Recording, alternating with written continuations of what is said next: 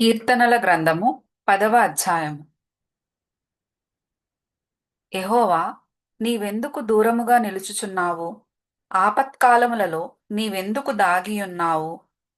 దుష్టుడు గర్వించి దీనుని వడిగా తరుముచున్నాడు.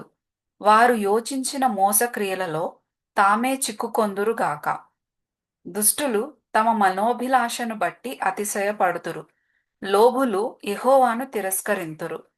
దుష్టులు పొగరెక్కి యెహోవా విచారణ చేయడనుకొందురు. దేవుడు లేడని వారెల్లప్పుడూ యోచించుదురు. వారెల్లప్పుడూ భయము మానుకొని ప్రవర్తింతురు. నీ న్యాయ విధులు ఉన్నతమైనవై వారి దృష్టికి అందకుండును. వారు తమ శత్రువులనందరినీ చూచి తిరస్కరింతురు. మేము కదల్చబడము, తరతరముల వరకు ఆపద చూడము అని వారు తమ హృదయములలో అనుకొందురు. వారి నోరు శాపముతోనూ కపటముతోనూ వంచనతోనూ నిండియున్నది. వారి నాలుక క్రింద చేటును పాపమును ఉన్నవి. తామున్న పల్లెలయందలి మాటు చోటులలో పొంచియుందురు. చాటైన స్థలములలో నిరపరాధులను చంపుదురు. వారి కన్నులు నిరాధారులను పట్టుకొనవలెనని పొంచి చూచును. గుహలోని సింహము వలె వారు చాటైన స్థలములలో పొంచియుందురు.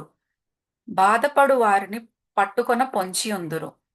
బాధపడు వారిని తమ వలలోనికి లాగి పట్టుకొందురు. కాగా నిరాధారులు నలిగి వంగుదురు. వారి బలాత్కారము వలన నిరాధారులు కూలుదురు.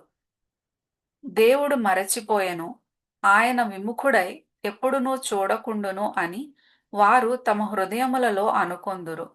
యెహోవా లెమ్ము, దేవా, బాధపడు వారిని మరువక నీ చేయి ఎత్తుము. దుష్టులు దేవుని తృణీకరించుట ఎలా?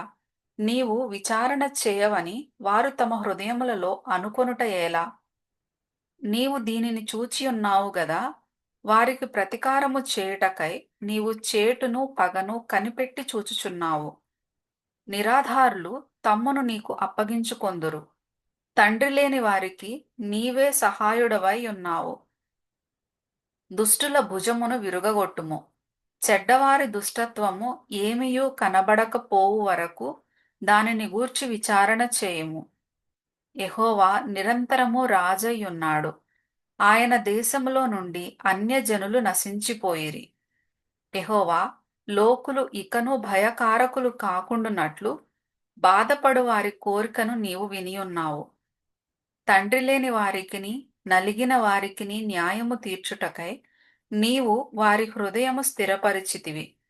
చెవియొగ్గి ఆలకించితివి.